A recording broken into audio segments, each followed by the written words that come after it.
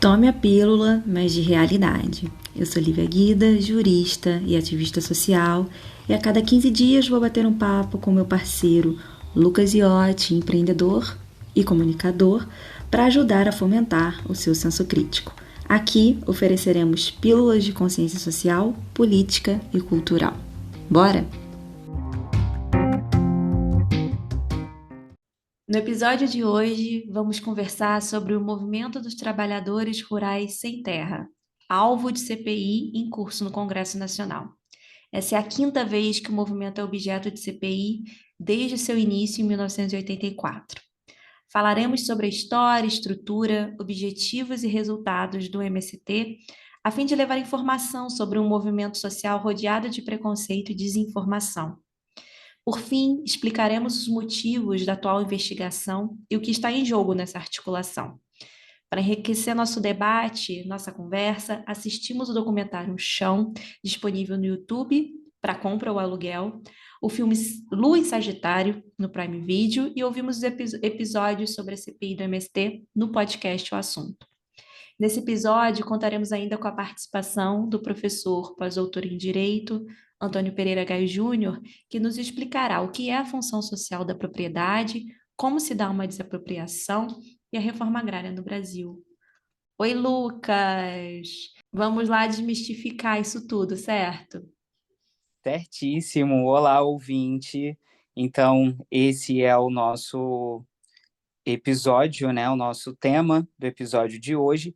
MST, esse movimento de ativismo social e político que há 40 anos busca a justa distribuição de terras no Brasil, a famosinha reforma agrária, não é mesmo? Que sempre sofre críticas negativas por parte, em especial, da bancada ruralista e bancada da bala, que agora é alvo de uma CPI no Congresso Nacional. Então é isso que você vai ouvir no TAP de hoje, o podcast que te dá pílulas de conhecimento e expansão de ideias. Comigo, Lucas Iotti, minha parceira Lívia Guida. Então, bem-vindos e bem-vindas, e vamos que vamos. A gente tem um quadro que é o cara a cara com a fake news. Quem acompanha todos nossos episódios já está por dentro. E é um episódio que foi ideia, um quadro que foi ideia do Lucas, para a gente poder desmentir a fake news, né? Porque o Brasil parece que Pois é, é o país das fake news. E aí, aqui, quando parece mentira, a gente precisa investigar porque realmente é, não só parece. a gente conta com o trabalho seríssimo da agência Lupa, e aí, para esse episódio, a gente resolveu concentrar as notícias falsas que envolvem o MST, que, inclusive, ele é objeto assim, de uma enxurrada de desinformação. Eu acredito que o preconceito, o conservadorismo e o interesse da pequena porcentagem mais rica do nosso país catapultam essa desinformação do movimento. E a gente consegue ver esse preconceito contra o MST muito perto da gente. Eu tenho acesso a isso dentro da minha família, amigos que reproduzem coisas que nem são amigos, né? Ex-amigos, porque andei passando uma peneira aí nas minhas amizades nos últimos 4, 5 anos. E aí, vamos falar um pouquinho. A notícia que eu separei, Lucas, foi Sim, uma qual foi? notícia de dezembro de 2022, em que falava que o MST ocupou um mercado, um supermercado em Natal, Nossa, e que ele tomou o controle da empresa. Isso é uma coisa tão absurda e as pessoas não têm consciência do que é o MST que acabam acreditando, porque isso nem é objeto de luta do MST, ocupar o seu supermercado, tomar, se apropriar da empresa. E aí, na verdade, descobriu-se, né, que essa ocupação foi realizada por um movimento de lutas dos bairros, vilas e favelas lá do Rio Grande do Norte, mas era uma campanha de uma ação que eles já fazem há muitos anos, chamados Natal Sem Fome. Esse olha, movimento do Rio Grande do Norte teve que vir para poder desmentir, inclusive esse Natal Sem Fome ele é coberto amplamente, noticiado pela imprensa, e o MST Ceará teve que chegar lá na imprensa, no Diário Nordeste, para poder negar esse envolvimento. gente, é por isso que a gente tem e sonha e faz o possível para criar a curiosidade. O nosso intuito maior é te tornar curioso para que você busque em fontes seguras o que realmente é verdade, o que realmente é fake, não é, Lívia? Isso aí. E nessa pegada aí eu separei também uma verificação, também feita pela agência Lupa, tá no Instagram, tá no Twitter, tá no site da agência Lupa, vocês podem recorrer aí, tá? Que é um vídeo onde diziam que o MST tinham cerrado os bois ao meio e os bois vivos, gente. Pelo amor de Deus, isso não é verdade, é fake news. MST não tem relação com bois mortos em propriedade rural. O vídeo que circula nas redes sociais mostra 17 bois mortos. A legenda diz que o fato ocorreu em Santa Catarina e que os animais que apareceram nas imagens foram cortados ao meio por integrantes do MST em uma propriedade rural. Essa informação é falsa. O vídeo não foi gravado em Santa Catarina e muito menos mostra uma ação do MST. Na madrugada do dia 18 de abril, criminosos tentaram roubar o gado em uma fazenda localizada no município de Conde, litoral norte do estado da Bahia. A Polícia Civil da Bahia informou em nota enviada por e-mail que 2 suspeitos foram localizados e que não há indícios do envolvimento de integrantes do MST na ação criminosa. Tá? Só para a gente entender, de acordo com a instituição, 17 animais foram furtados e alguns deles dissecados. A situação também foi exposta em sites locais, que em nenhum momento sugerem que a ação partiu de integrantes do MST. As imagens e os vídeos das reportagens são semelhantes, você confere isso na agência Lupa. Então, é mais uma fake news lançada aí, né, com apoio e dedinhos dessas bancadas que abriram aí essa CPI, bancada ruralista e bancada da bala, para poder desmoralizar um movimento que há 40 anos busca uma reforma agrária, busca o direito de ter a terra para quem precisa trabalhar. Eu acho importante quando a gente começa a falar sobre qualquer coisa, a gente ter um pouquinho de noção da nossa história. Eu falo que a gente tem que estudar a história para poder entender o nosso presente e, quem sabe, conseguir articular o nosso futuro. Então, Exato. a minha participação aqui hoje, eu quero que a gente volte um pouquinho na história do nosso país, para a gente falar um pouquinho sobre a distribuição de terra aqui no Brasil. A gente sabe que nosso país foi colonizado, que a população indígena que ocupava nosso território foi escravizada e dizimada, e isso agora vem sendo recorrente, ainda mais agora com a questão do novo marco temporal. É uma coisa, inclusive, que está me gerando muita ansiedade, e a gente vê essa pressão da bancada ruralista em não querer demarcação das terras indígenas. E a gente vê como a história, essa escravização e a dizimação dos povos originários do Brasil traz o nosso presente, traz porque as pessoas pensam assim hoje. Depois, durante esse período de escravização, de dizimação, a gente teve o nosso país, você vai se recordar com certeza, Lucas, nossos ouvintes também, em capitanias, né? Que eram Sim. geridas pelos donatários, e essas capitanias eram passadas de pai para filho. Então, Exatamente. aí a gente já começa o início da formação territorial brasileira, A marcada, distribuição de terras, né? isso, marcada pela constituição da propriedade da terra em favor de quem? Das elites. E se Sim. a gente olhar o nosso presente, é assim até hoje. E desde as Seis Marias, que foram extintas só em 1822, né, no ano da independência do Brasil, que os privilégios estão nas mãos de uma elite latifundiária, já que essas terras cedidas segundo a capacitação de exploração de cada requerente.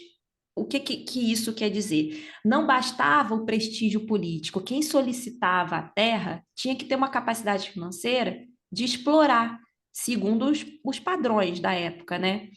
E isso se dava através de trabalho escravo, e quem tinha escravo lá no início eram as pessoas mais ricas. Depois a gente vê a evolução do Brasil, os escravos chegando também na classe média, que é o que faz, que é o que constitui a visão dessa classe média brasileira, achar que, na verdade, ela está mais para o lado do rico do que para o lado do pobre. É uma questão histórica, né? Se deram Sim. à classe média lá atrás o poder, entre muitas aspas, em terem escravos, significa que eles estavam mais próximos dos ricos, então eles deveriam defender os interesses dos ricos, e a gente vê isso respingado até hoje em dia, enquanto na verdade é o contrário, a classe média, ela está para o lado do pobre, ela está longe de pertencer a uma elite, né? Sim. Ah, Gente, pode é, eu acho ótimo essa questão dessa alusão histórica que a gente gosta de começar fazendo, porque quase todos os problemas sociais que a gente tenta tratar até hoje não surgiu há 20 anos atrás, não surgiu há um século atrás, surgiu lá atrás, sabe? Tem de 1520 para cá, onde tudo foi acontecendo, os problemas não foram tratados, nem pensados, e acabe, né, a nós tentar resolver isso aí de forma mais justa e mais democrática para todo mundo. Então, eu amei a alusão que você fez para que a gente possa entender, né, como foi esse processo de distribuição de terras, quem tinha vantagens, as capitanias, as sesmarias, e chegar aí aos dias de hoje, né? falando um pouquinho sobre o respaldo legal, né, da propriedade da terra, Ótimo. a gente tem a primeira alusão na Constituição Imperial de 24. Depois, em 1850 teve uma legislação que chamava Lei das Terras. E nesse período não, hoje ainda a terra no Brasil é muito abundante, mas naquele período ela se tornou uma mercadoria, que ela podia ser comprada, vendida, mas obviamente por quem tinha dinheiro. Então, enquanto as pessoas que pertenciam a uma elite iam aglomerando, acumulando terras e poderes, os camponeses, assim como hoje em dia, eram bloqueados, porque eles não tinham recursos para ficar comprando e aplicando na terra. Mas mesmo na segunda metade do século XX, com novas leis promulgadas, não teve capacidade legal, jurídica de contornar esse cenário. Em 1964, vocês se lembram bem, é o ano do quê? Do golpe e implantação da ditadura militar. A gente sempre, Essa, todos os episódios a gente volta para a ditadura, né? Impressionante. cara, acho que, sabe aqueles problemas pessoais de infância que você trata na terapia para o resto da sua vida? Eu acho que a ditadura militar é um problema nacional que a gente vai tratar em todas as terapias do TAP.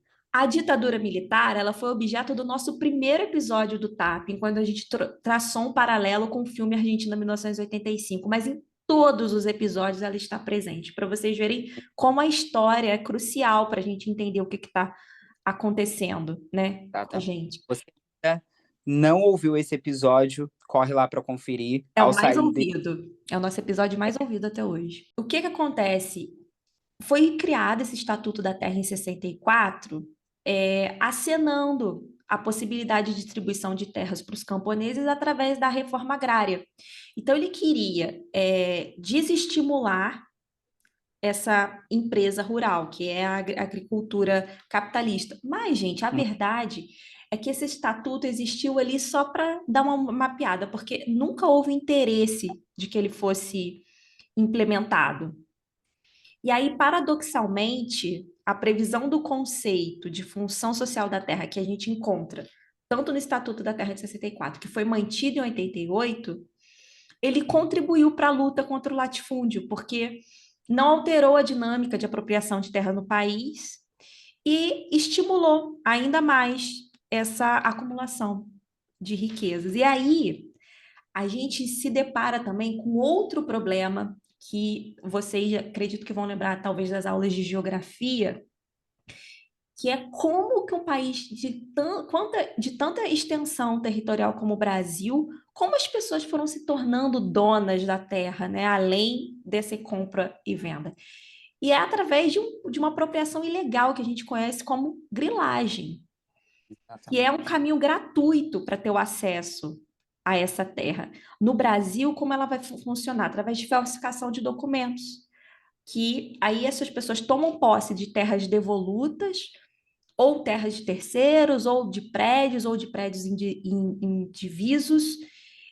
Esse termo também vai designar a venda de terras que pertencem ao poder público ou de propriedade privada, mediante a falsificação desses documentos. Então, o grileiro, ele se apodera de grandes extensões territoriais, cercando essas extensões, requerendo essas extensões para si, sem comprá-las, na verdade, de acordo com o que a gente entende em compra dentro de um sistema capitalista.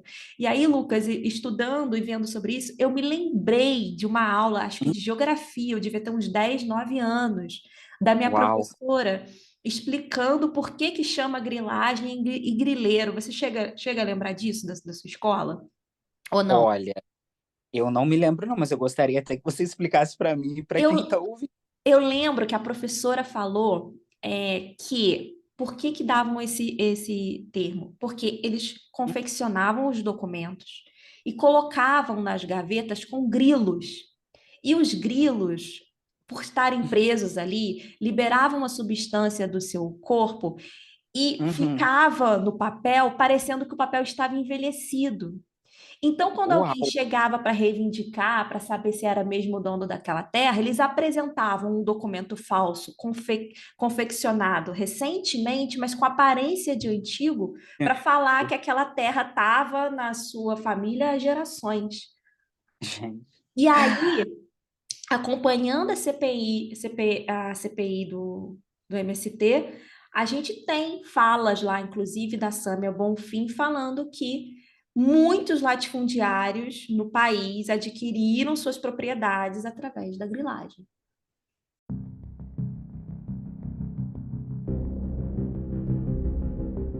Grilagem à invasão, que muitos deputados aqui fizeram, alguns dos convidados que vão participar dessa CPI também fizeram, e muitos dos financiadores de deputados, que também foram financiadores dos atos golpistas do 8 de janeiro, o fizeram. Ocupação é um instrumento de luta que faz movimento social que não é para apropriação daquela terra. A partir do momento que se faz uma pressão sobre o Estado brasileiro, se concede a titulação da terra mais pagando indenização em se tratando de propriedade privada. E isso eles não falam. E não tem 1 centímetro de terra destinado à reforma agrária e aos assentamentos que não tenha sido fruto dessa pressão. Agora, peraí. A revolta é com o MST que produz arroz orgânico. Agora, com o latifundiário, plantador de arroz que mantém trabalhadores em situação análoga à escravidão, inclusive adolescentes, aí não tem revolta, tem um questionamento ao Ministério Público do Trabalho. Você está falando de crime? Está falando de bandidos, de terroristas? São esses que devem prestar contas para a sociedade e para a justiça. Por isso que a luta pela reforma agrária vai seguir, porque são latifundiários invasores. Que coisa! E sobre o que você tinha falado lá da lei de terras, né? Naquela época, gente, quase toda a lei era a famosa lei para inglês ver, tá? Assim, tava no papel, dificilmente era cumprida. Agora a gente falando mais do Movimento dos Trabalhadores Rurais Sem Terras, conhecido como Movimento dos Sem Terra, o MST, ele é fruto de toda essa tensão agrária e estrutural, histórica no Brasil. Ele nasceu da articulação das terras que foram retomadas a partir do final da década de 70, especialmente na região centro-sul do país, e depois foi se expandindo para o Brasil inteiro. Ele teve a sua gestação de 1979 a 84 e foi criado mesmo em 84, no Encontro Nacional lá em Cascavel, no Paraná. E aí é importante a gente observar que a formalização do MST, ela se deu no período da ditadura militar e que a sua consolidação em 84 se deu num período em que o Brasil estava em curso para redemocratização, estava saindo da ditadura. E num período em que os movimentos sociais foram muito reprimidos. Então, a gente vê uma simbologia ali da formalização do MST como uma emergência dos movimentos sociais no momento de redemocratização do país. Os movimentos por terra aqui no Brasil, eles não eram exatamente uma novidade, já existiam desde o século XX como forma de manifestação popular, combate da desigual da terra, é uma característica histórica, que é o que nos leva a pensar, gente. Um país tão grande como o Brasil não dava para todo mundo ter um pedacinho de chão? Não só dava como dá, e eu não sei se vai ser eu ou você que vamos apresentar isso em dados, tá, gente? É dado, é ciência, é comprovação, não é achismo, né? Ah, tem dois, dois indivíduos falando isso aqui no meu ouvido a essa hora. Por achismo. Não, não. É ciência, é dados, é INCRA, é tudo baseado mesmo em pesquisa para te mostrar que sim, dá para todo mundo ter um pedacinho de terra, colher, plantar, vender e movimentar a economia do país. Mas isso fica mais lá para frente, né, Lívia? Vai ficar mais para frente? Então tá bom, você que sabe. Ao longo dos anos, né, gente, o MST ele foi se tornando mais unificado, mais organizado.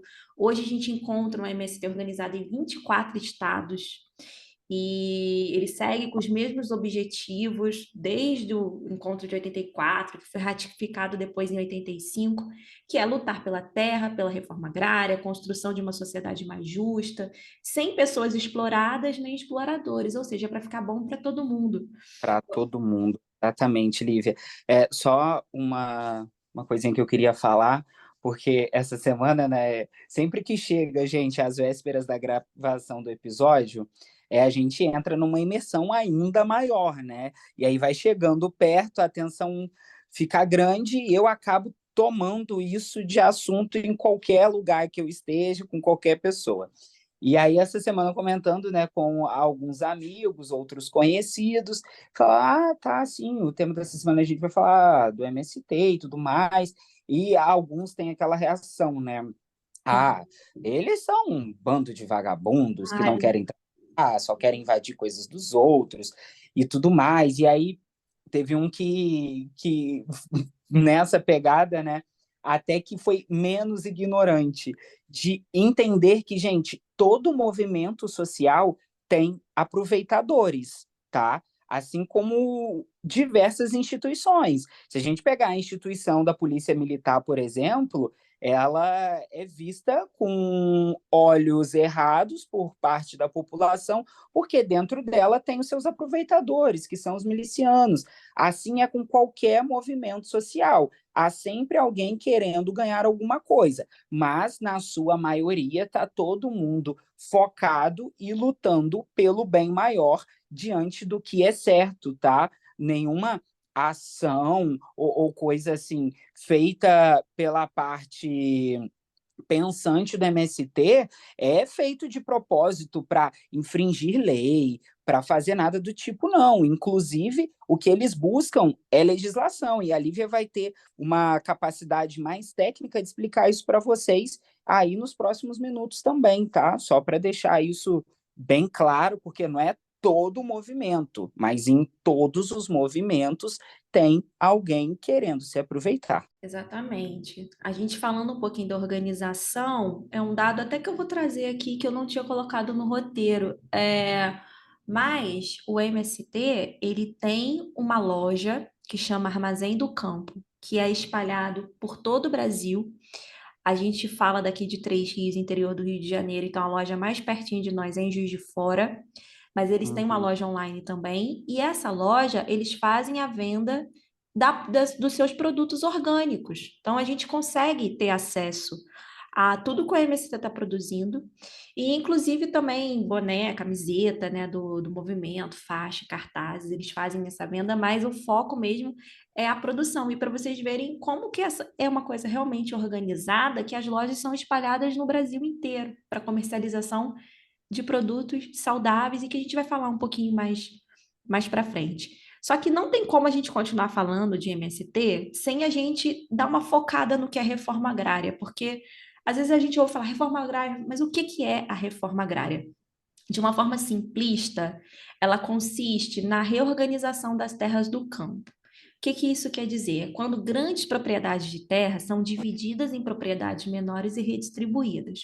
Não tem só uma maneira de fazer reforma agrária, tá? Tem uma reforma agrária que é estrutural, que é quando o Estado decide substituir todo o modelo agrário latifundiário, então ele vai pegar toda e qualquer terra, dividir em modelos mais igualitários e distribuir. E tem a reforma agrária feita por distribuição de terras que não cumprem sua função social, que é a presente no Brasil. A reforma agrária no Brasil não vai tirar nada que é de ninguém. Ela vai Exatamente. desapropriar terras que não cumprem sua função social. São requisitos previstos legalmente. Então, o dono daquela terra tem que dar função para ela. Se ele não está respeitando a lei, a Constituição, ele passa por um processo de desapropriação para essa propriedade ser redistribuída. Para a gente enriquecer a conversa, nós convidamos o pós-doutor em Direito pela Universidade de Coimbra, professor associado de Processo Civil da Universidade Federal Rural do Rio de Janeiro e advogado, Antônio Pereira Gaio Júnior, para falar um pouquinho sobre a função social da propriedade, o processo de desapropriação e a reforma agrária no Brasil. Professor Gaio, primeiramente eu quero agradecer a sua presença aqui no nosso podcast, dizer que é uma honra contar com a sua contribuição nesse projeto de fazer o conhecimento ultrapassar as paredes de uma sala de aula, chegando a quem não tem oportunidade de estar dentro de uma. Muito obrigada. Uma alegria estar aqui, querida Lívia, e demais ouvintes, participar desse podcast com a temática da maior relevância, para mim, tem um significado enorme. Você divulgar conhecimento, divulgar informação de qualidade, é o primeiro passo para formar as pessoas, né? Informar para poder formar. E nada melhor do que um veículo desse que possa chegar realmente aos ouvidos, né, de todos aqueles que se interessam pelos problemas do Brasil. Professor, nós sabemos que o modelo de reforma agrária adotado no Brasil é o de distribuição de terras que não cumprem sua função social, certo? Eu Sim. gostaria que o senhor explicasse para os nossos ouvintes o que é essa tal dessa função social da propriedade. Bom, primeiramente é importante compreender que a função social ela está garantida na nossa Carta Constitucional. Na verdade, se nós pegarmos aí o artigo 5º da Constituição Federal, ela já garante que todos são iguais perante a lei, sem distinção de qualquer natureza, né? Garantida aos brasileiros, estrangeiros, residentes do país, etc. A inviolabilidade do direito à vida, à liberdade, à igualdade, à segurança e à propriedade. Então, a própria Carta Constitucional brasileira, ela já garante a propriedade. E em diversas passagens da Constituição, a própria Carta Política, ela garante a propriedade como um direito fundamental. Se pegarmos o artigo 170, que traz os princípios da ordem econômica, lá no inciso 3 também está constando a função social da propriedade, como um dos princípios que funda ou traz o alicerce da ordem econômica brasileira. E, mais particularmente, a Constituição, por ser um tema tão sensível, a propriedade, a sua função social, a Carta Constitucional, que é uma carta programática, ela traz aí, dos artigos 184, quase a 191, questões que envolvem a função social da propriedade, o uso da propriedade e como é que se dá, ou como é que poderia se dar essa distribuição ou redistribuição da propriedade a partir da atuação do Estado. Então, quando se fala de função social, parece que é um termo realmente aberto, abstrato, o que é função social, etc. Mas, por mais que a Carta Constitucional ela seja programática, como estou dizendo aqui, ela traz, no artigo 186, o que é função social? O que é uma função social da propriedade? O que é, então, um interesse social no usufruto, no uso, no gozo de uma propriedade? Então, o artigo 186 da Carta Constitucional diz que a função social é cumprida quando a propriedade rural atende simultaneamente, segundo critérios e graus de exigência estabelecidos em lei, os seguintes requisitos. Então, o aproveitamento racional e adequado da propriedade, a utilização adequada dos recursos naturais disponíveis e preservação do meio ambiente, a observância das disposições que regulam as relações de trabalho e a exploração que favoreça o bem-estar dos proprietários e dos trabalhadores. Então, a Constituição, por ser programática, ela traz um ideário de que você deve usar a sua propriedade para o seu benefício e para benefício da coletividade. E isso não é nada demais. Na verdade, você, quando usa a propriedade, o que pede a Carta Constitucional é que você a use não para o uso gozo contrário às disposições legais, mas o uso e gozo a serviço do interesse social e da sociedade de um modo geral. E isso, volto a dizer, não é abstrato. Não é tão abstrato, você veja bem, se eu pegar aqui algumas legislações que cuidam da reforma agrária e da distribuição de propriedade no Brasil, além da Carta Constitucional, eu vou ter uma lei, que é a Lei 8.629, lá de 25 de janeiro de 93, que ela regulamenta esse texto constitucional. Uhum. Ela tenta detalhar o que é função social. Então, é uma lei complementar para adequar o que seria, basicamente, a função social que a Constituição coloca. Então, por exemplo, o que seria uma utilização adequada dos recursos naturais disponíveis e preservação do meio ambiente que a Carta Constitucional coloca? Seria o quê? Uma utilização dos recursos naturais disponíveis quando a exploração do bem, do imóvel, se faz com a vocação natural da terra, ou seja, de modo a não agredir propriamente o meio ambiente, o solo, a cultivação do solo, do pasto, de modo a manter um potencial produtivo da propriedade. Ou seja, você deteriorar uma propriedade que você tem e que ela é passível de ser produtiva, é torná-la improdutiva. É você trabalhar com ela para que ela possa gerar dela riqueza social. Um outro detalhe importante que a Constituição coloca, que é a observância das disposições que regulam as relações de trabalho. Veja só que o uso da propriedade implica no respeito às leis trabalhistas, aos contratos coletivos de trabalho, e às disposições que disciplinam os contratos de arrendamento, de parceria rural e etc. Então, já tem uma combinação aí do meio ambiente com respeito às relações de trabalho, né? A gente vem de um país onde a escravidão ainda é uma realidade, e você usar da propriedade para com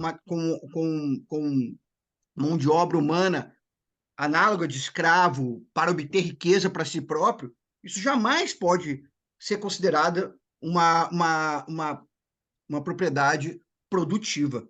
Uhum. Então,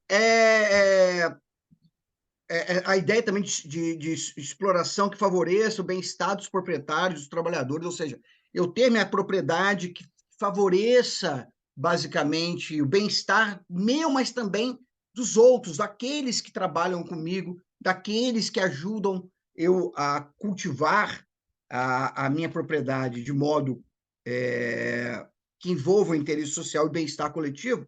Isso é função social. Então, o que tem que ser guardado, o mais presente na cabeça de todos nós, é que a propriedade, ainda que seja ela privada, ela não tem uma carta de alforria para que você possa usar dela em detrimento da lei em detrimento do interesse social que a ela deve se destinar.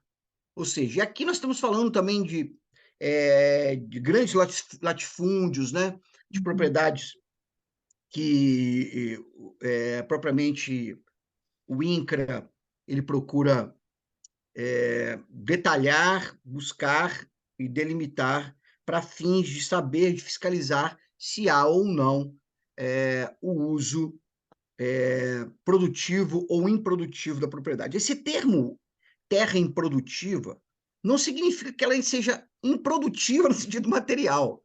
Ela é produtiva, mas a propriedade, o proprietário dela, a torna improdutiva na medida que ele não cumpre a função social que eu relatei aqui, do artigo 186 da Carta Constitucional, que procura, então, fazer uso e gozo da maneira concetânea com a lei.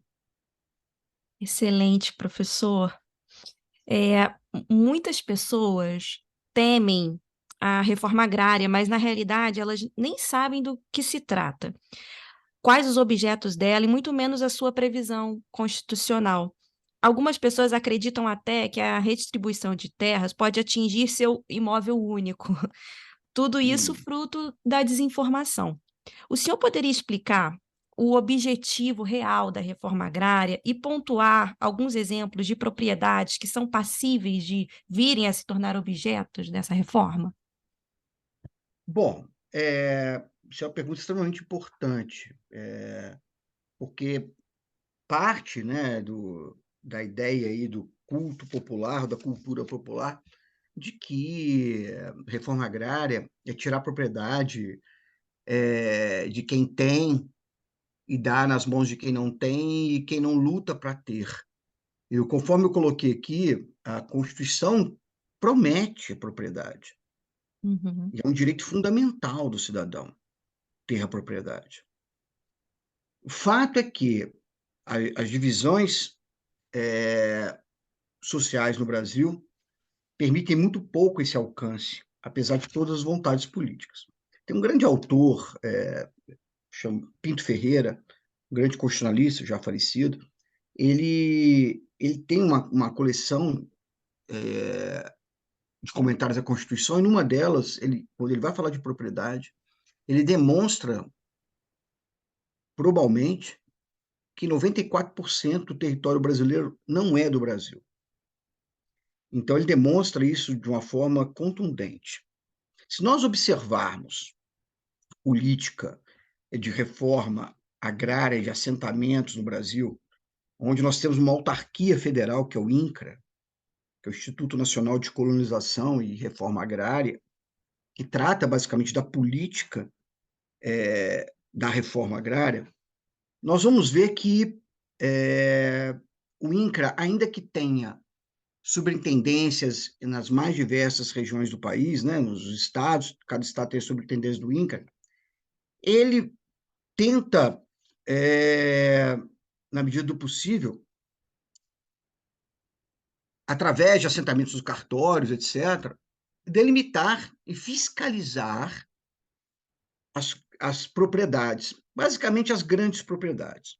Nós podíamos dividir aqui as propriedades ou os imóveis rurais, né, numa seguinte classificação. Tem o minifúndio, que é um imóvel com área inferior a uma fração mínima de parcelamento. Tem a pequena propriedade, que é o imóvel com área entre a fração mínima de parcelamento e 4 módulos fiscais. Vou falar isso daqui a pouquinho. A média propriedade, que é o imóvel rural, de área superior a 4 até 15 módulos fiscais, e tem a grande propriedade, que é imóvel rural de área superior a 15 módulos fiscais. O módulo fiscal varia de 5 a 110 hectares. Então, 15 módulos fiscais, que é a grande propriedade, ele é mais ou menos aí 1.650 hectares. Então, o INCRA, ele trabalha basicamente visando a grande propriedade. A pequena propriedade e a média propriedade, elas não são passíveis de reforma agrária quando o proprietário tiver um único imóvel. Mais de um imóvel, aí sim, mas um único imóvel, a pequena e média propriedade não são passíveis de reforma agrária. Então, o que se observa, o que se objetiva com o INCRA é avançar na grande propriedade, na fiscalização dessas grandes propriedades, grandes latifúndios, que são vistoriados por uma comissão do INCRA, vistoriados a partir da ideia da função social construída pela Carta Constitucional e pela Lei 8.629. Então, é fiscalizado as condições de trabalho, o que se está agredindo ao meio ambiente ou não, né? Os lençóis freáticos ali que envolvem a propriedade, o aproveitamento racional e adequado dela, né? Então, tudo isso é fiscalizado. E quando não há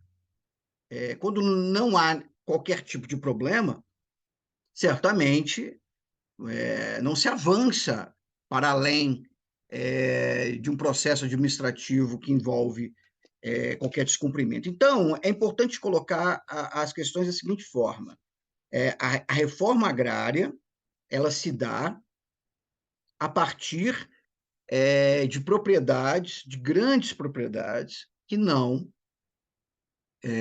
assumem um compromisso com a Carta Política Brasileira, com a Constituição Federal. Então, não se sai aí tomando propriedades, apropriando propriedades de uma maneira descontrolada. Não, isso são critérios, e a lei faz balizamento desses critérios. Então, a lei delimita, basicamente, como isso vai se dar, de que forma isso vai se dar. Quando essas propriedades que são irregulares, que o senhor até falou para a gente, né, que na verdade são terras que são produtivas, mas tornadas improdutivas por quem tem a sua propriedade. Quando essas propriedades, essas terras são ocupadas pelo MST, há todo um trâmite legal a ser seguido até essas famílias serem assentadas. O assentamento, na verdade, é uma das fases finais, né? Mas antes de ocorrer o assentamento, ocorre a desapropriação. O senhor poderia falar um pouquinho para a gente como se dá uma desapropriação e como fica a situação do desapropriado, ou seja, do que passa a ser o ex-dono dessa terra? Perfeito. Lívia, conforme eu disse, há uma constelação de leis que regulam essa matéria. Você tem, além da Carta Constitucional, que traz parâmetros também nesse sentido, você tem um decreto, que é o Decreto 433, de 92, que trabalha com a questão que envolve a aquisição de imóveis rurais para fins de apropriamento. E você tem uma lei complementar também, 76, de 6 de julho de 93, que dispõe sobre o procedimento contraditório especial, que é um rito sumário para processos de desapropriação de imóvel rural por interesse social para fins de reforma agrária. Então, são leis e decretos específicos para isso. Então, há um devido processo legal regulado por lei para desapropriar uma propriedade em tese improdutiva. Conforme eu pude falar na resposta anterior, o INCRA, quando ele faz esse desenho, né, de quais propriedades estariam grandes propriedades, essas com mais de 15 módulos fiscais, estariam ou não em consonância com o dispositivo constitucional para o seu uso e gozo e produção, ela faz um mapeamento. Esse mapeamento pode ser tanto pelo próprio INCRA, ele a partir de dados cartoriais, né, nos cartórios, como também a partir de denúncias, como também a partir de assentamentos que se encontram já em determinada área por propriedade, como também conflitos que acontecem dentro de determinada propriedade. E até questões que envolvem, basicamente, o estado de pobreza em determinada região. Então, é uma quantidade, uma play de informações para que o INCRA leve a cabo a fiscalização em um imóvel. E, a partir disso, quando se detecta um determinado imóvel que possa ser passível de estar descumprindo a função social da propriedade, o proprietário do imóvel rural ele é notificado e a área é vistoriada pelo INCRA para realmente fiscalizar o cumprimento da função social. Então, esse aí, no caso, a área, se ela for classificada como improdutiva, considerada viável do ponto de vista agrônomo e ambiental, porque o INCRA faz na verdade, ele faz um laudo agronômico de fiscalização que define se, por exemplo, a fazenda, a terra é produtiva ou improdutiva. Então, há um laudo. Esse laudo é feito pelo INCRA e é observado também se não somente a terra é improdutiva, mas se ela também é passível para assentamento das famílias, e não haja um outro impedimento administrativo ou judicial da terra, né? E aí, a partir disso, a partir da detectação de que a terra pode ser produtiva, que é possível assentamento, o número de famílias que poderiam ser assentadas naquele imóvel, etc., o INCRA dá sequência ao processo de desapropriação. E aí, esse processo de desapropriação começa com um decreto. É um decreto presidencial, porque a União é que tem competência para legislar e fiscalizar as propriedades a título de reforma agrária. E aí é publicado um decreto. E aí, a partir desse decreto, é que se pode ingressar com uma ação judicial. Então, basicamente, a ideia é que primeiro você tem uma instância declaratória, que é o decreto. O decreto só vem depois que o INCRA faz a inspeção, então, naquela propriedade. Aí vem um decreto, levando em consideração que dentro desse processo administrativo já existe contraditório, então já existe possibilidade do expropriando se defender, e aí vem esse decreto, e depois do decreto, a ação judicial. Inclusive, o decreto tem que ser juntado com a petição inicial na Justiça Federal, que se dá essa ação. E essa ação ela tem que ser processada em até 2 anos da publicação do decreto. Então, publicou o decreto, esse decreto reconhecendo que a terra é improdutiva, e aí, então, tem 2 anos para ingressar com essa ação. Então, na petição inicial dessa ação, tem uma série de questões a colocar. O INCRA já tem que colocar o preço que ele está oferecendo da terra, o decreto legislativo, né, da União, aí, no caso, declaratório da expropriação, demonstrando interesse social para fins de reforma agrária, as certidões de domínio do bem, demonstrar que realmente aquele cidadão é o proprietário, os valores da terra nua, né, da terra em si, e os valores das benfeitorias, úteis e necessárias colocadas no imóvel, ou seja, o INCRA entra com uma ação, ele já tem que depositar previamente o valor que ele entende que é o valor da propriedade, o valor das benfeitorias, e também a emissão de títulos da dívida agrária. São títulos públicos que valem no mercado para abater em impostos federais, em dívidas federais que o expropriando possa vir a ter.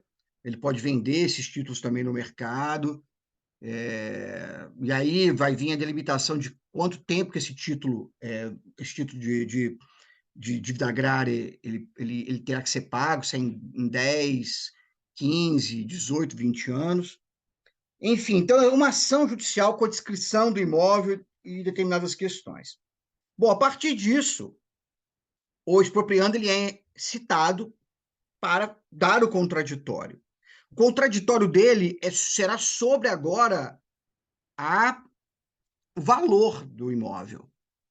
Então, lá no processo administrativo, ele poderia questionar a improdutividade da terra. Aqui, judicialmente falando, ele não questiona a produtividade da terra, ele questiona o valor que a União está oferecendo para o imóvel dele. E aí, se ele não questionar, se faz uma transação, homologa em juízo, tudo certo. Agora, se ele não transacionar, vai ser nomeado um perito pelo expropriando, um perito pelo expropriante, e aí vai chegar a um valor, que será o valor que o perito colocou, o juiz vai exatamente, o órgão julgador vai delimitar se é realmente aquele valor o correto ou não. O juiz não fica só preso à perícia, ele também pode pegar valores de mercado e chegar exatamente ao valor correto. De modo que o expropriado, aí, feito a sentença, dentro da sentença judicial, cabe recurso, evidentemente, mas, uma vez transitado em julgado, será, então, o expropriado poderá retirar o dinheiro que foi depositado de benfeitorias úteis e necessárias e vai ter também direito a tomar posse do título da dívida agrária para que ele possa, então, ficar com esse título, negociar ou esperar o prazo para que esse título seja pago. Então, é um processo que há contraditório, há possibilidade de contraditar valor. Lá na esfera administrativa, há possibilidade de dar o contraditório sobre a justificativa ou não da terra ser improdutiva, ou não. E é interessante, que eu até me referi no início aqui, o decreto 433, que está da aquisição de imóveis rurais pela União. No momento que você entra com a ação de desapropriação, já passa a posse para o INCRA. Quem compra a terra é o INCRA. Quem compra a terra é o governo. O governo compra a terra, parte de orçamento que é dado ou disponibilizado para o próprio INCRA. E aí, depois, como é que dá esse assentamento? As famílias, você tem no site do INCRA as fichas de preenchimento de assentamento, em que os interessados, as famílias assinam, tem direito de preferência, é por estado. Então, os interessados assinam a ficha, faz uma ficha com todo o cadastramento, toda a justificativa da necessidade de estar assentado naquela determinada terra ou propriedade, e aí é feito aberto um edital, evidentemente, e todo um processo administrativo legal para que possam, então, aqueles mais aptos e com mais necessidade poderem se assentar nessas terras que foram desapropriadas porque são, evidentemente, improdutivas. O que você quer colocar aqui também que é importante é que todo esse processo que envolve a desapropriação e para fins de reforma agrária tem como objetivo o desenvolvimento do país, a melhoria de qualidade de vida no país. Então, não se faz uma coisa aleatória ou punir por punir, não se faz uma redistribuição daquilo que não estava sendo devidamente usado como produtivo para, enfim, tornar as pessoas mais felizes ou menos infelizes. Você veja bem que o MST é um movimento longínquo, né? Ele vem desde 84, mais de 8 mil latifúndios ocupados, mais de 350 mil famílias assentadas, criação de escolas, ensino fundamental e médico dentro dos assentamentos, que isso é um ponto fundamental e que o INCRA analisa essa questão.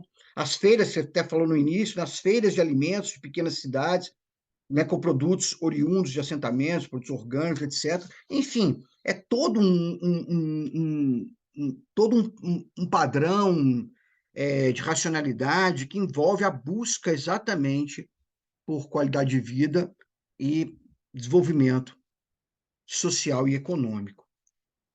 Bom, nesses termos, eu coloco que o devido processo legal na desapropriação ele é respeitado e ele é tipificado em lei para que não também desaproprie injustamente, para que não desaproprie daquele que legitimamente tem e usufrui do interesse social e da função social da sua propriedade. Professor Gaio, muito obrigada por abrilhantar nosso episódio de hoje. Foi uma honra contar com o seu conhecimento. Eu quero deixar aqui o convite para os nossos ouvintes te seguirem nas redes sociais, através do seu Instagram, @juniorgaio. O link do Instagram do Professor Gaio vai estar aqui na descrição do episódio, para vocês também conhecerem mais sobre as pesquisas deles e suas obras. Muito obrigada, professor. Ó, querida Lívia, eu que agradeço esse espaço e te parabenizo imensamente por colocar à disposição de todos um veículo de informação e de formação e que, tenho certeza, transformará muitas realidades. Muito obrigado e, mais uma vez, meus parabéns e uma alegria e honra estar aqui. Obrigada.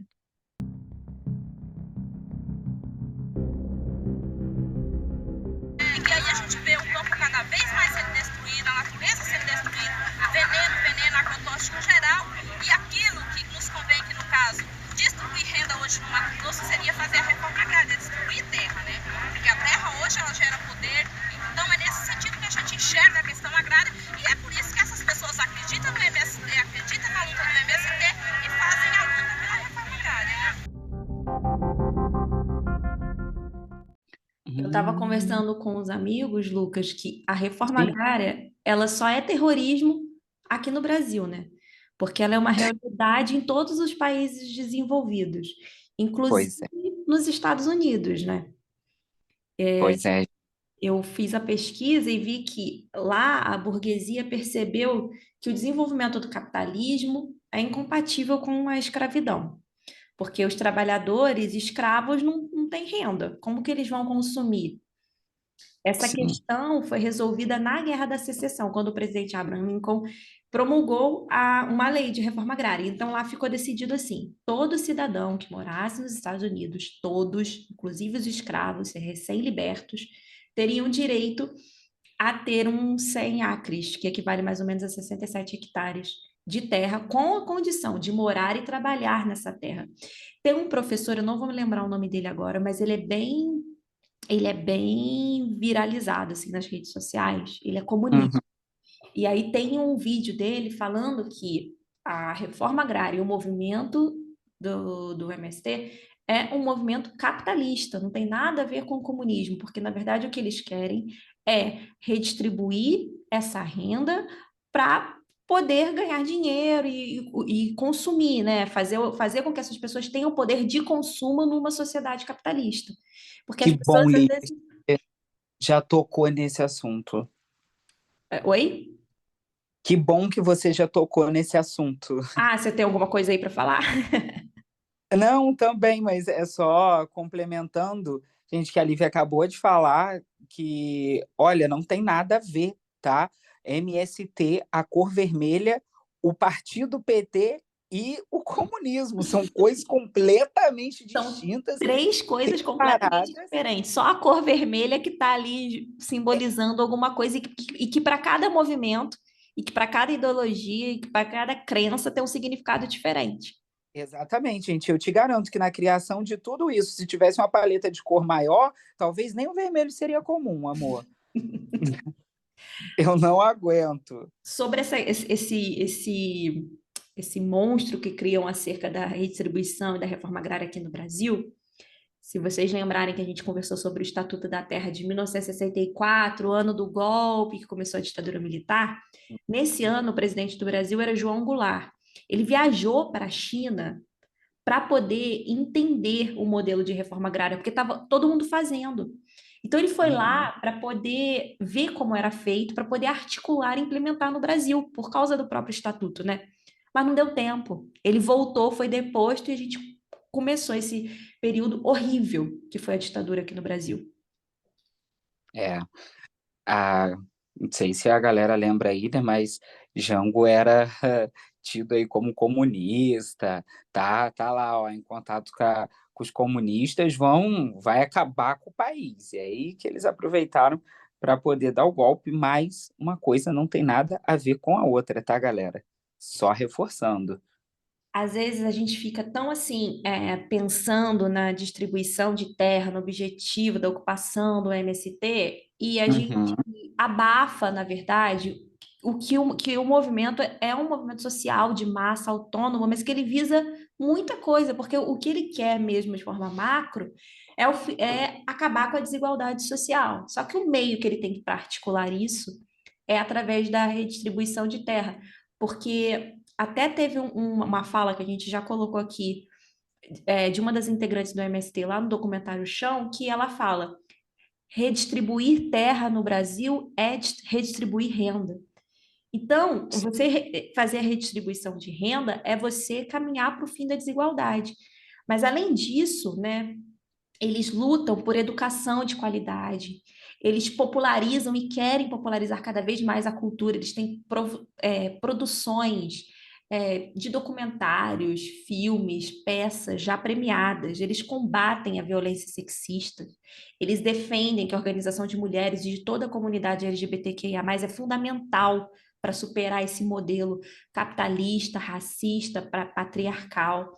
Eles querem a democratização da comunicação, não deixar os meios de comunicação na mão de grandes empresas superpoderosas, eles querem incentivar a mídia independente, eles querem garantia de saúde pública, desenvolvimento econômico, mas não desenvolvimento econômico para esse 1% que a gente sabe. Eles querem um desenvolvimento econômico que estimule a produção de bens, que possibilite a eliminação da pobreza, da desigualdade, que privilegie realmente o trabalho, que as pessoas consigam chegar lá realmente através do seu trabalho, para que afim, aí sim a gente possa falar em meritocracia, porque agora ela é indefensável num país tão desigual quanto o Brasil.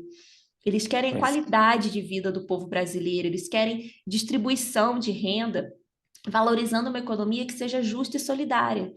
Querem e defendem a diversidade étnica, sistema político amplo e democrático, soberania nacional e popular, com mais participação do povo.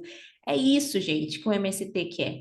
E a maior forma, a melhor forma que eles têm de fazer isso hoje em dia é através da ocupação dessas terras griladas, improdutivas, irregulares, que vão gerar aquele fato político para que o INCRA responda em nome do governo em relação a essas concentrações de terra no Brasil. Eles fazem isso através dos acampamentos, de muita resistência, mas também tem outros instrumentos, né, Lucas? Não é só através de acampamento que o MST claro que não. tem. E a parte boa, né, de hoje a gente ter a internet aí é que todos esses tudo que foi envolvido ao movimento, quanto protestos ou formas de chamar a atenção tanto do governo quanto das grandes mídias e da sociedade, por exemplo, é através da internet. Mas também rolam marchas, exposições e tudo isso é voltado para que possa expressar as principais ideias do movimento. A Lívia aí, em um minuto, acabou de quebrar mais de 4 tabus que as pessoas têm ao ouvir MST sem realmente conhecer, né, o movimento, porque o que eles querem nada mais é do que gerar mercado interno para que possa haver consumo. Se eu vendo ali o meu arroz orgânico, se eu vendo um mel, se eu vendo um produto, eu vou ter dinheiro, eu vou querer consumir. Ora, se eu já tenho alimento que eu quero consumir agora, em pleno 2023, eu quero consumir entretenimento, eu quero consumir tecnologia, então eu vou querer comprar uma TV, eu vou querer trocar minha geladeira, e tudo isso vai movimentar a indústria, gente. Então, se eles ganham, todo mundo ganha. Se todo mundo ganha, a nação ganha.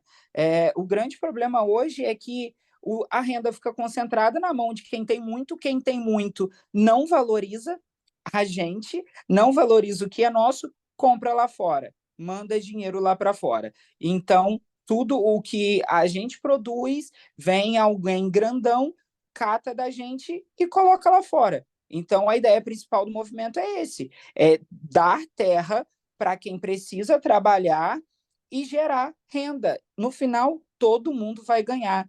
Gente, para vocês terem noção, existem pessoas formadas no ensino superior que eram assentados e que hoje ajudam o nosso país. O cara sofreu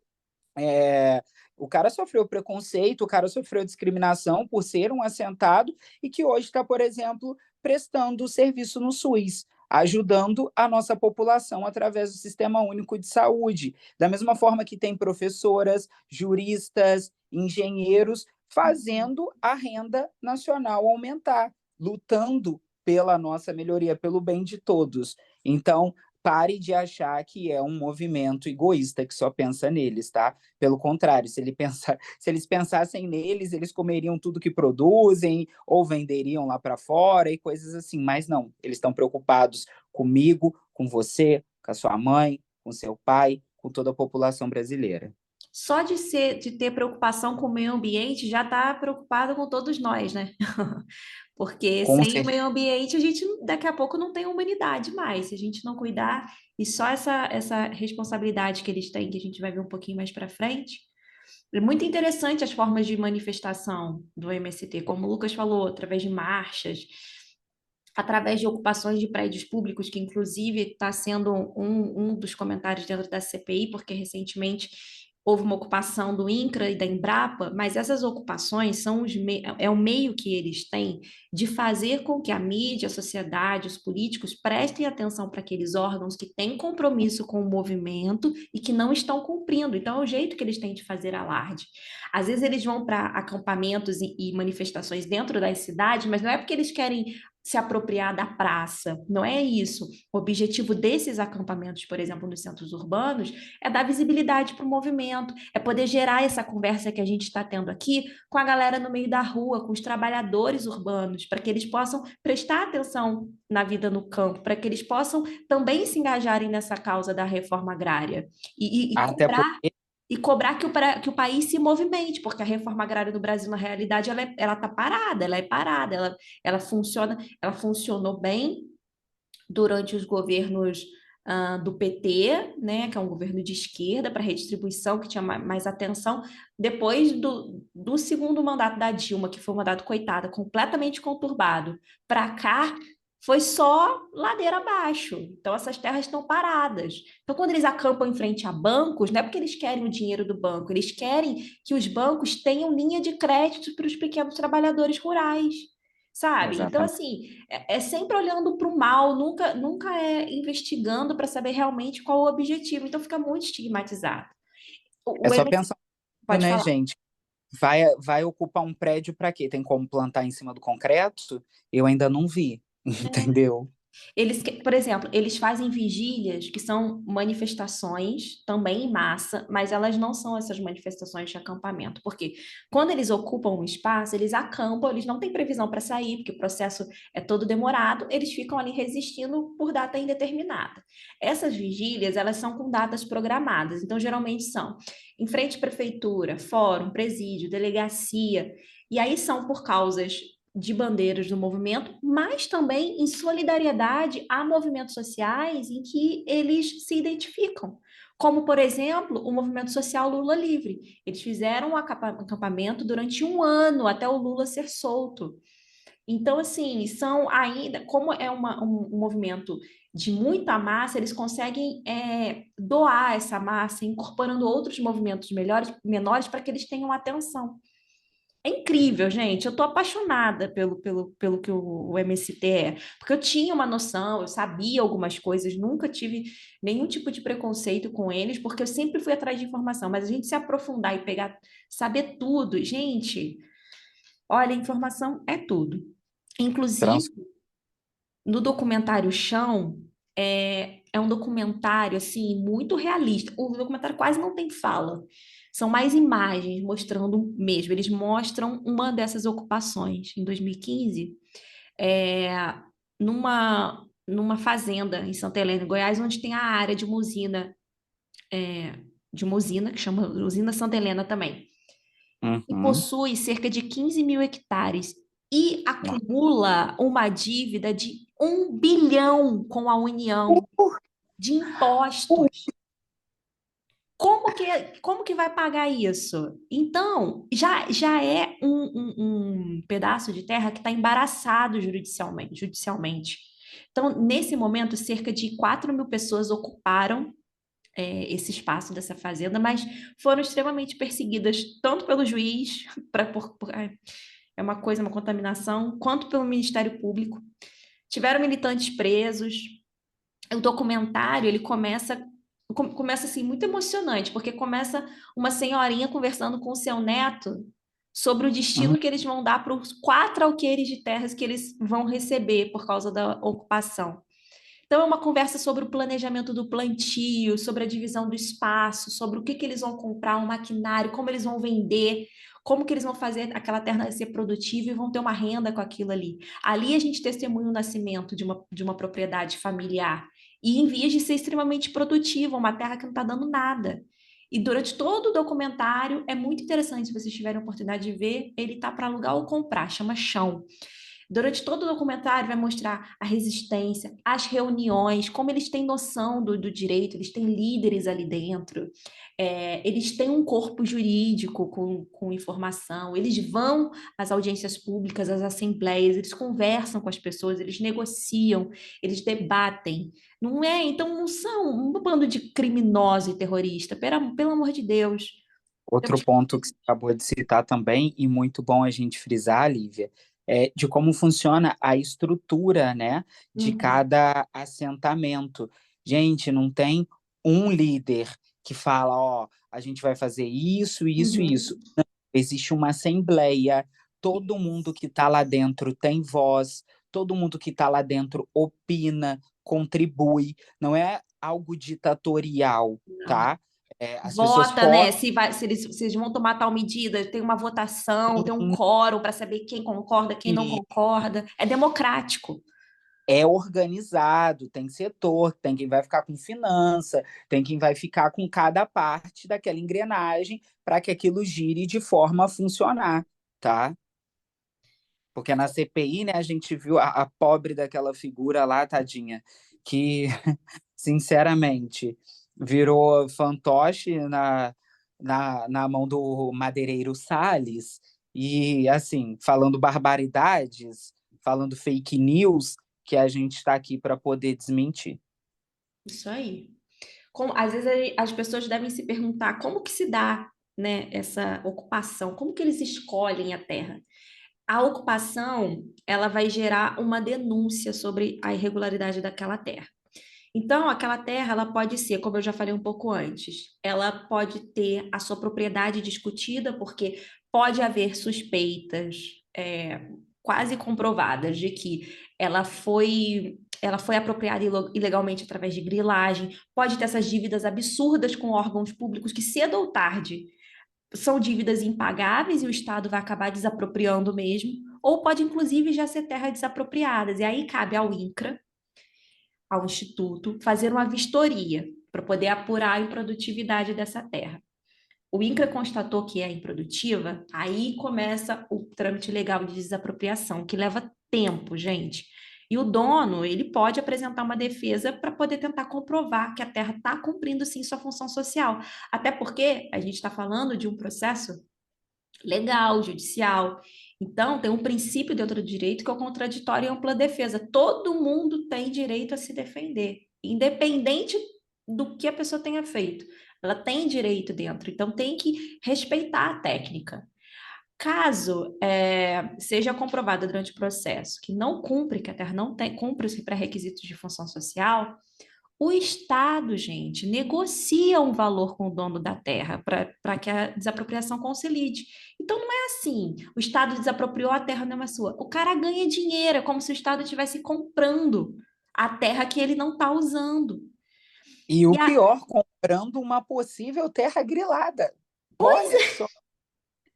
pois é, uma terra que, tipo assim, né, que ele nem gastou dinheiro para ter. É.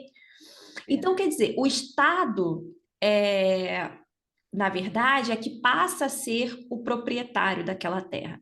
A partir daí, o INCRA vai organizar as famílias que serão assentadas. O que que é o assentamento?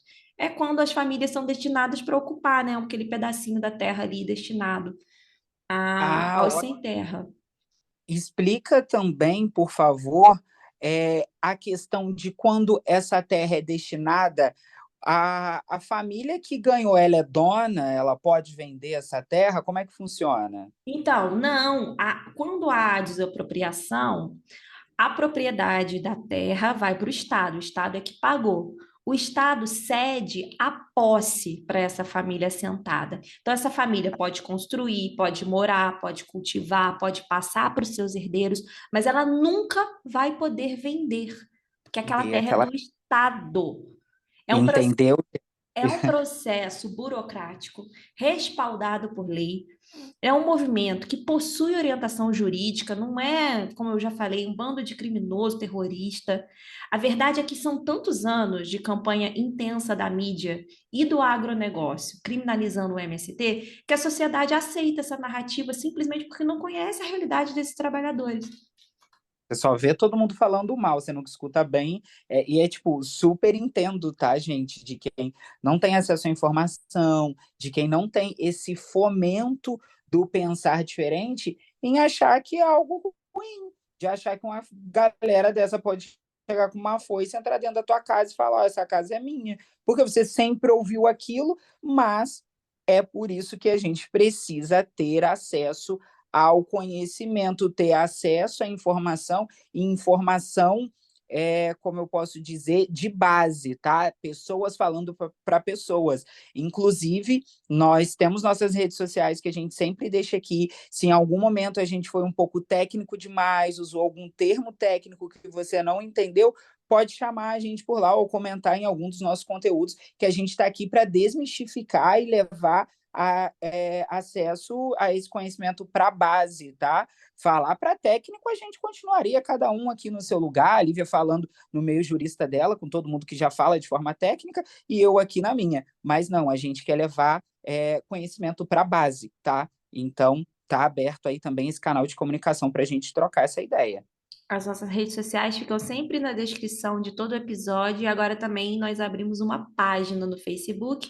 Vocês digitando lá, Tome a Pílula, vocês vão encontrar nossa página. A comunicação também pode ser por lá. Também vai estar aqui na descrição do episódio. Perfeito.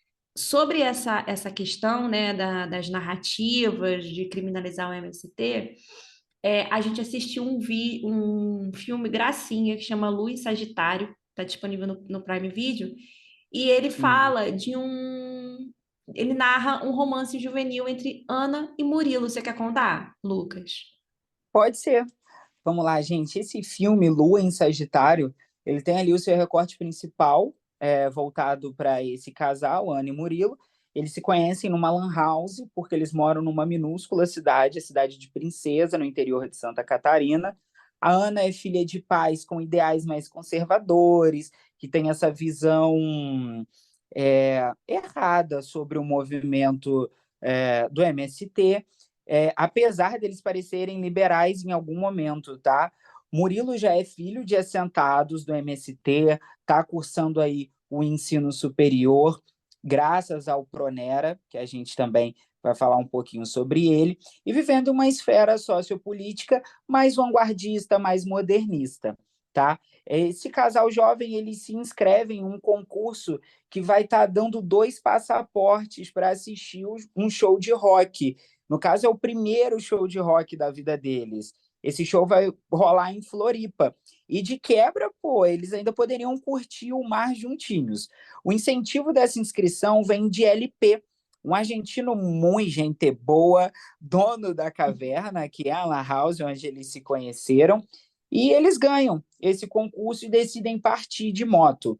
É claro que a mãe da Ana descobre a mentira contada pela guria e parte atrás de respostas. Enquanto isso, Romeu e Julieta sulistas já estão bem longe a caminho do festival. Tá? A grande pegada desse filme e a nossa recomendação é porque ele mostra nuances das lutas de classes, mostra os preconceitos vividos pelos assentados, tá? E o lento desenvolvimento das cidades pequenas do nosso país. Então, vale a pena assistir por conta disso e por também ter uma trilha sonora maravilhosa que conta com clássicos do rock internacional, nacional e com vozes marcantes como a de Johnny Hooker, sem falar na presença ilustríssima de El. Que maravilha, maravilhosa, gente. Vale a pena assistir o filme, tá? Eu achei interessante porque, como a Ana vem dessa criação conservadora, ela é aquilo, ela não tem noção do que é o movimento. E aí ela tem a oportunidade de conhecer o movimento por dentro, inclusive de sofrer o preconceito junto com o namorado, que é um sem terra, em alguns momentos do filme.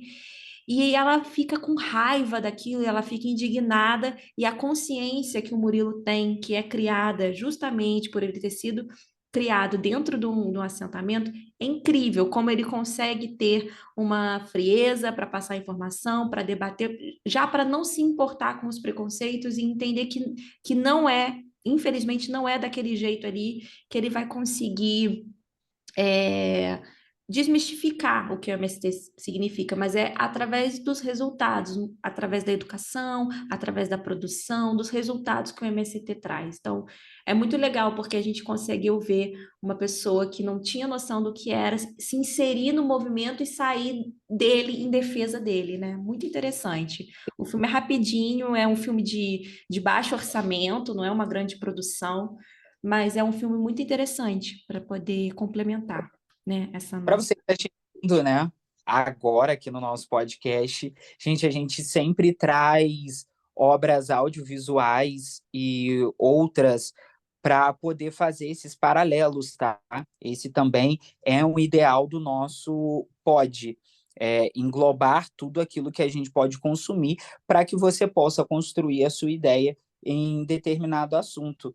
Outra obra, Lívia, que eu achei interessante também a gente citar, foi a novela O Rei do Gado, reexibida recentemente no quadro Vale a Pena Ver de Novo, da TV Globo, que conta ali, né, mostra o processo que a Luana Berdinazzi passou dentro de um acampamento. Ela também pertencia ao MST, e o legal é que mostram duas faces distintas.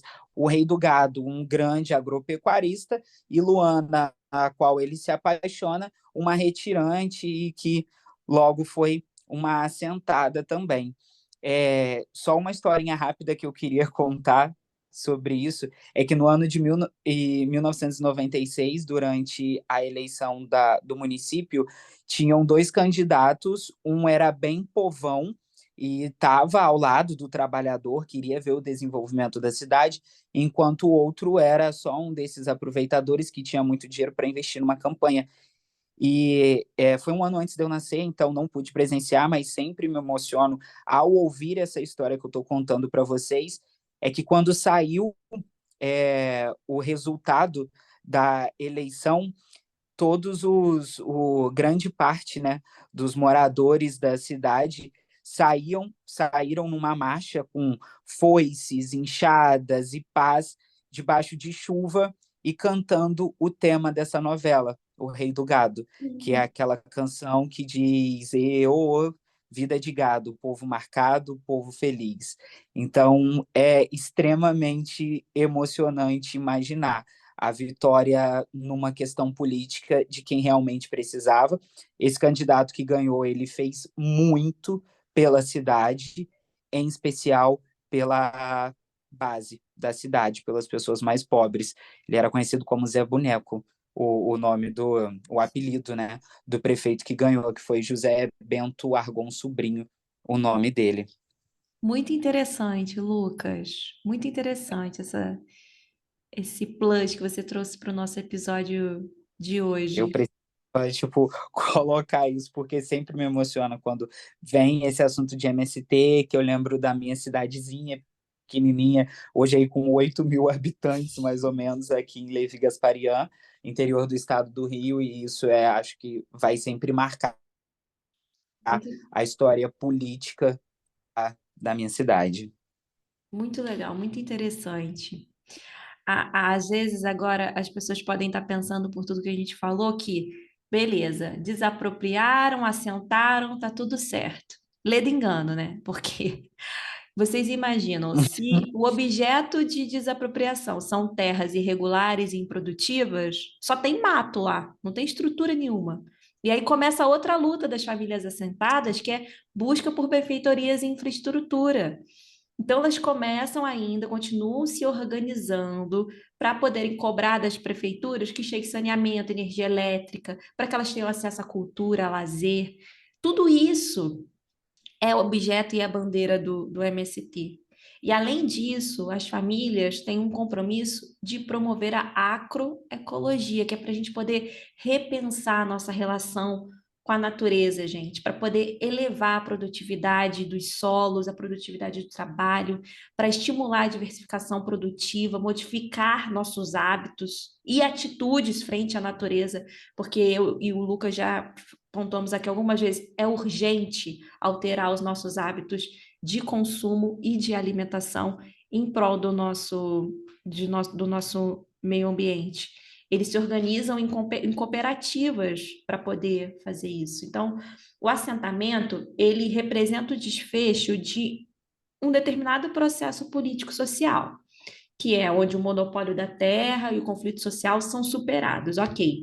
Mas imediatamente daí começa outro, que é a constituição de uma nova organização econômica, política, social, ambiental, e que, com posse da terra e por uma heterogeneidade social de famílias camponesas, ou seja, para que mais pessoas, para que o mercado se abra para mais pessoas e não perpetue esse monopólio da agricultura.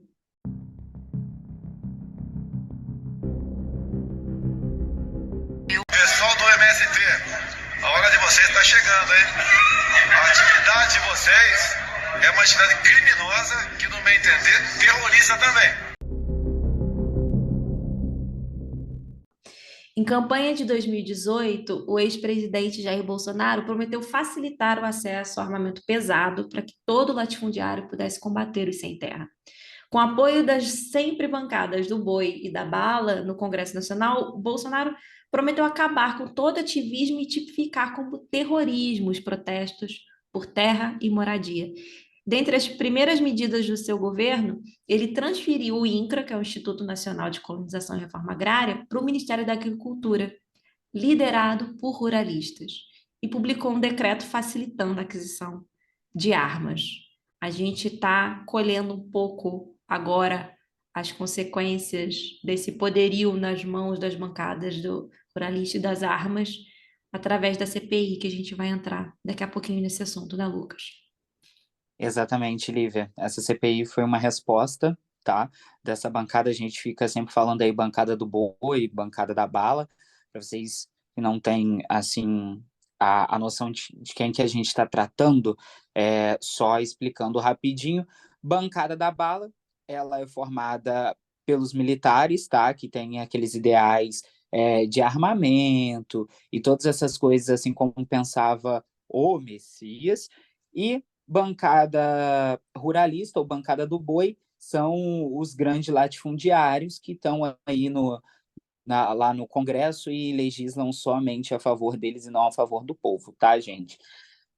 Só traçando aí um paralelo e também uma crítica, durante a pandemia, período que todo mundo sofreu e o Brasil também, enquanto o Messias tentava tirar vantagens em cima da compra de vacina, o MST, o que ele fazia? Doava alimentos. Cerca de 1 tonelada de comida foi doada a quem precisava.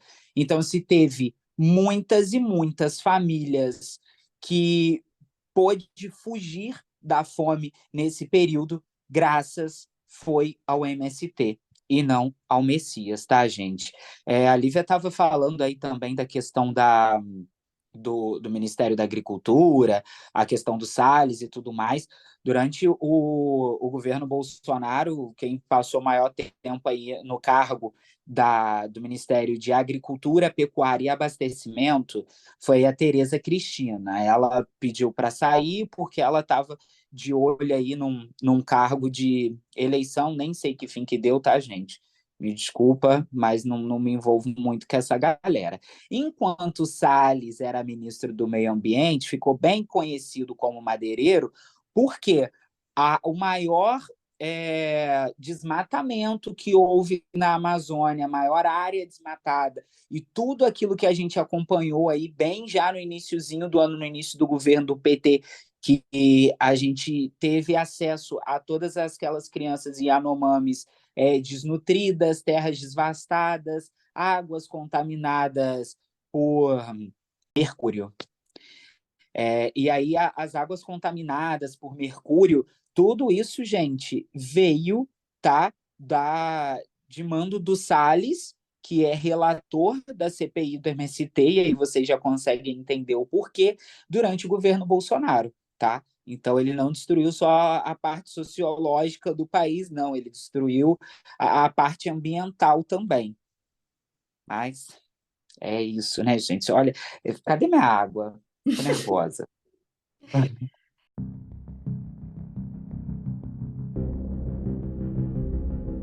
Já é a quinta CPI com foco no movimento dos trabalhadores rurais sem terra, e que é uma CPI claramente dominada pela bancada ruralista em apoio, em parceria, digamos assim, com a bancada da bala. Claro que qualquer movimento social, qualquer entidade da sociedade civil pode e deve ser investigada se houver indício de crime. Mas nesse caso, a gente está vendo uma outra coisa, a criação de um palanque para deputados ruralistas, deputados da bancada da bala, fazerem ataques políticos ao movimento sem terra e, claro, resvalando no governo Lula e na esquerda em geral. A CPI do MST, ela não nasceu assim do nada, até porque, gente, o MST, ele é um movimento perseguido historicamente, especialmente pela direita, porque as pessoas fazem essa confusão de achar que PT e MST é a mesma coisa, e a gente vai ver que o Lucas já falou que não tem nada a ver, e a gente vai ver que não tem nada a ver. Então, ele é um movimento perseguido. Então, o pensamento da direita é se colocar holofote em cima de uma perseguição, de uma criminalização do MST, a gente consegue afetar a popularidade, o palanque eleitoral da esquerda. Então, qual o cenário que nós temos? Essa CPI especificamente do MST, ela foi pensada pelos deputados bolsonaristas para desviar a discussão sobre os atos golpistas do dia 8 de janeiro, que é alvo de CPMI, que, salvo engano, começa hoje. Inclusive, acabando aqui, eu já vou para o YouTube para poder acompanhar ao vivo.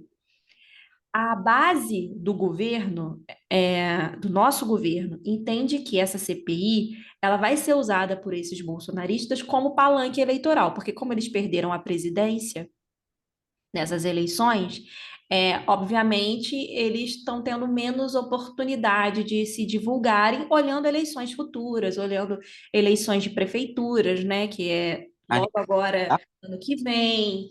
Então, assim, já é para eles poderem começarem a falarem desses deputados aí que estão querendo, né, outros mandatos. E a gente já consegue acompanhar isso, tá?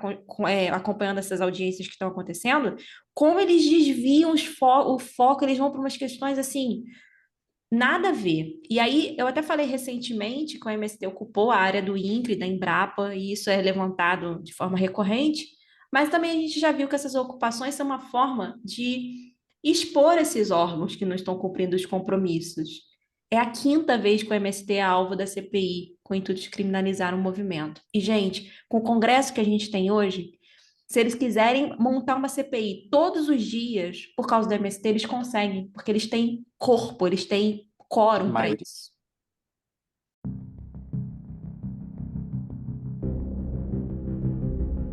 No momento, o delegado Éder Mauro, ele chamou o MST de movimento de marginais, bandidos, e foi quando o deputado Valmir Assunção, do PT, né, inclusive ligado ao MST, disse que não ia aceitar a declaração e deu tapas na mesa, dizendo que era um deputado como todo mundo ali. Eu sou deputado. Deputado, o senhor já falou. Me chamaram de marginal. Ele não está me nomeando, deputado.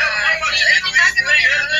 Eu sou deputado. Mas ele não está me chamando. Deputado, passa na mesa. Ele não está me chamando. Mas sem fazer tempo, eu é família. Sem terra também. Quero respeito. como eu estava falando, Lucas, o MST, ele é erroneamente vinculado ao PT, como se fosse a mesma coisa. Você até trouxe aí para a gente a análise das cores, né? O que não é uma verdade. Eles são aliados, obviamente, né? É um movimento que é aliado a um partido, eles têm causas muito parecidas, mas eles têm divergências em diversos posicionamentos. Tem um livro Exatamente. que chama PT, Uma História. Eu ainda não li o livro, não comprei, mas ele entrou em promoção e eu vou comprar. Eu vou colocar o link aqui embaixo para vocês. Eu li algumas partes, ele é do jornalista Celso de Rocha Barros, que inclusive participou do podcast O Assunto, que trata sobre a CPI, que nós também usamos para poder ter essa conversa. O link também está abaixo. E ele fala, inclusive, que já houve uma fofoca de bastidores, assim, que já foi ventilado que o MST abriria seu próprio partido, justamente por ele não ser totalmente alinhado com o PT. Ele tem as suas similaridades, né? Como todos nós que pertencemos a um mesmo espectro político, a gente não pensa igualzinho o outro, a gente entende que está do mesmo lado, mas a gente entende também que coisas são articuladas diferentes. Então, a criação Até, dessa... Oi? até porque quando o PT pega para brigar com o MST, é briga feia, gente. Entendeu?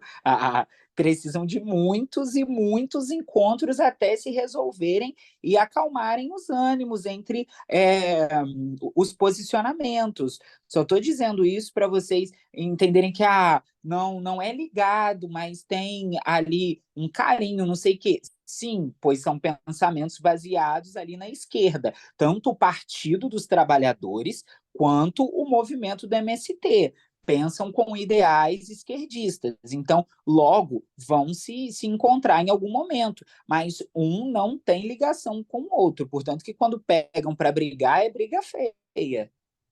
A criação dessa CPI, ela nada mais é do que uma demonstração de força do presidente da Câmara, Arthur Lira. A gente está vendo aí como ele tem se comportado, como ele está pressionando o executivo, o governo Lula, para que ceda mais nas negociações parlamentares, para que libere mais dinheiro, para que passe essas emendas parlamentares, para que esses deputados levem dinheiro ou não para as suas cidades e tenham votos para eles se perpetuarem nesses cargos. Enfim, gente, o jogo político é uma coisa assim que se a pessoa não quer se aprofundar no estudo da política, é difícil mesmo de entender.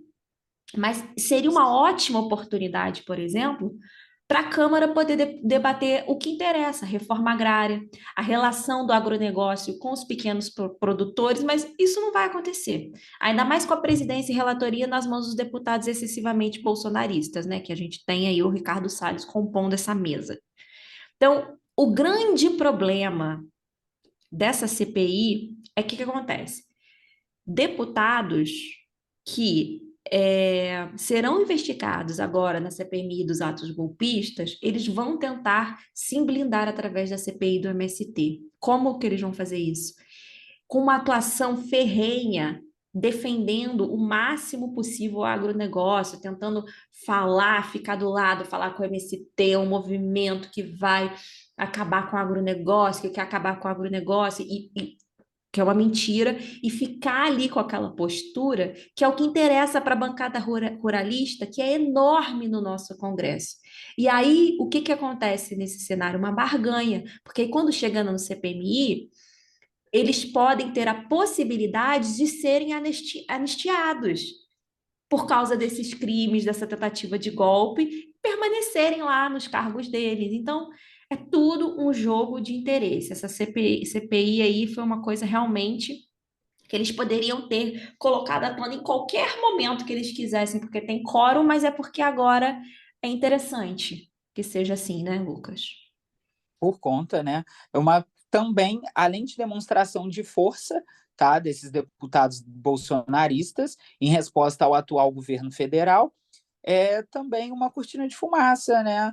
Diante ali do que rolou do 8 de janeiro, para quem não lembra, foi aquele dia onde os prédios dos poderes públicos foram invadidos lá em Brasília, e não só invadidos, né? depredados. Aquilo sim, tá, gente? Foi uma invasão. O que o MST faz não é invasão, não. É assentamento, é diversas outras maneiras de se instalar no local. Agora, o que rolou lá pela a galera de Bolsonaro, pelo gado de Bolsonaro, em 8 de janeiro, aquilo sim é uma invasão. O que o MST faz é ocupação. Só para a gente também deixar mais uma questão aí separada, né? Para eu caminhar aqui para o final da minha participação no episódio, Lucas, eu não sei se você separou, mas eu separei algumas comprovações de que, na verdade, o MST deveria ser um motivo de orgulho, por tudo que ele representa, articula, movimenta e concretiza. Então, eu vou falar algumas coisas que eu separei. Se você separou alguma coisa e quiser falar também, vai ser ótimo. A primeira Beleza. informação que eu queria trazer é que ele é o maior produtor de arroz orgânico da América Latina. É que a ocupação do Paraná já ganhou o prêmio de recuperação da Mata Atlântica, Uau. que em 2018 um assentamento do MST alcançou uma safra recorde de semente com produções de mais de 150 toneladas. Uhul. Que já recebeu prêmio na Espanha pela luta da reforma agrária, que já recebeu prêmio da Unicef por educação e participação no seu programa educacional, já recebeu prêmio internacional por produção sustentável pela Community Food Security Coalition nos Estados Unidos. A escola do MST já recebeu prêmio em Feira de Ciência e Tecnologia em Santa Catarina. Tem um trabalho inédito de conservação ambiental nos assentamentos, no Pontal do Parapanema, em São Paulo, que, salvo engano, é um dos maiores do MST, que ganhou o Whitley Gold Award, um dos mais importantes prêmios ambientais do mundo. O movimento luta pelo acesso à educação pública, gratuita e de qualidade em todos os níveis para as suas crianças, jovens e adultos. Já conquistou mais de 2.000 escolas públicas e 320 cursos via Pronea, que o Lucas já explicou para a gente, em 40 instituições. Já se formaram 65 mil educandos no ensino fundamental, ensino médio, em cursos técnicos de nível superior, como agronomia, agroecologia, medicina e veterinária, história, direito, serviço social, cooperativismo. A gente tem gente dos assentamentos em todos os lados. Segundo o índice do IDEB, 2 escolas do MST obtêm os maiores índices da educação básica, ou seja, a escola modelo. E como eu já falei, o MST comercializa os alimentos para várias entidades, programas e organizações. Eles atendem o PRONAE, que é o Programa Nacional de Alimentação Escolar para as crianças de escola pública, programa de aquisição de alimentos. Os produtos da MST também são exportados e comercializados em mercados, feiras, grupos de consumo, através da loja Armazéns do Campo e lojas da Reforma Agrária. Uau. Lucas, eu acho que isso tudo é com um pedacinho de terra que eles têm. E se eles tivessem o que dá para eles terem? Conta pra gente aí esse dado. Exatamente, é com essa daí que eu também gostaria de fechar a minha participação. Gente, é um dado do INCRA, tá? Como a gente reforça aqui, não é achismo, não é pensei. Quem está dizendo isso é o Instituto Nacional de Colonização e Reforma Agrária, um órgão aí público que faz tudo baseado em ciência e que aponta o seguinte: atualmente são 120 milhões de hectares improdutivos. Daria para distribuir, gente, 10 hectares por família. 10 hectares é muita coisa. Mas, tipo, fazendo essa conta, assim, para vocês terem um pouquinho de noção, tá?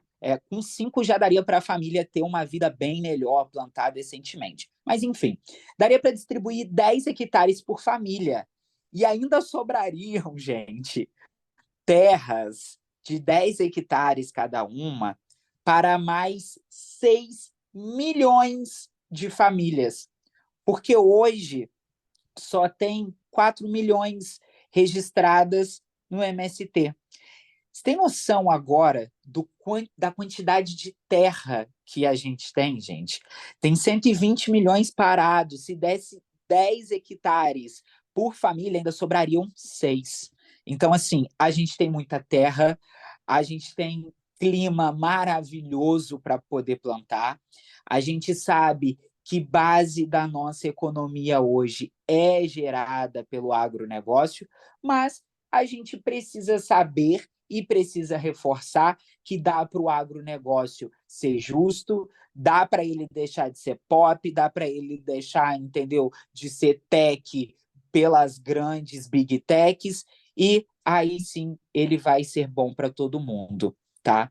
Então, apoie também o MST. Sempre que você ouvir alguma coisa que, depois desse episódio, que tiver dúvidas, vá buscar o fundamento daquilo que te foi falado e passe também para conversar com a gente mais sobre o assunto. Agora, uns dados fora do roteiro aqui, mas que o Lucas falando sobre o agronegócio eu me lembrei. Saiu essa semana recentemente que o Brasil, no primeiro trimestre, cresceu 1,9% do PIB, né? Superando qualquer expectativa, e muito se dá para o agronegócio. Mas a gente tem que ter em consideração que o governo investe muito no agronegócio. Então, assim, é obrigação dele também nos dar esse retorno. Ontem foi dia 5 de junho, foi o dia nacional, acho que foi o dia nacional, né, do meio ambiente, ou dia mundial, não sei, mas foi dia do meio ambiente, e o presidente Lula falou que a gente consegue ter o desenvolvimento do nosso país sem derrubar mais nenhuma árvore. E é isso que os grandes poderosos da agroindústria têm que ter noção. Na campanha eleitoral, inclusive, a então candidata Simone Tebet, ela é de família de agropecuaristas, ela foi questionada e ela respondeu falando que o Brasil é urgente, a questão do Brasil prestar atenção nas exigências de preservação do nosso meio ambiente, porque o mundo todo está de olho na gente, e esses últimos 4 anos, como o Lucas já trouxe para a gente, foi um índice supra de desmatamento, né, no nosso país. E se nós não cumprirmos os acordos internacionais de preservação, o Brasil vai ficar bloqueado de exportar carne, exportar soja. Então tem que ter atenção. O agro precisa andar junto com a preservação ambiental. Infelizmente, não é isso que é feito hoje em dia. Há muito desmatamento. O Brasil é o país que mais usa agrotóxico no mundo.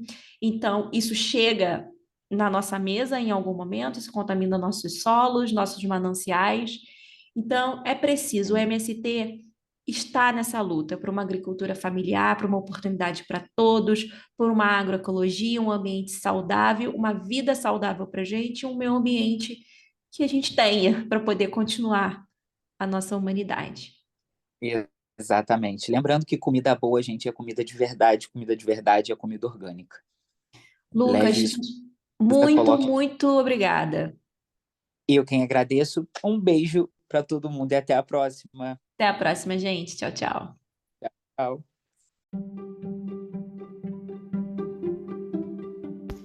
No episódio de hoje, você ouviu as vozes da deputada federal pelo estado de São Paulo, Sâmia Bonfim, já na CPI do MST, também de uma integrante do movimento através do documentário Chão, do ex-presidente Jair Bolsonaro e da participação de jornalistas no episódio que fala sobre a CPI do MST no podcast O Assunto.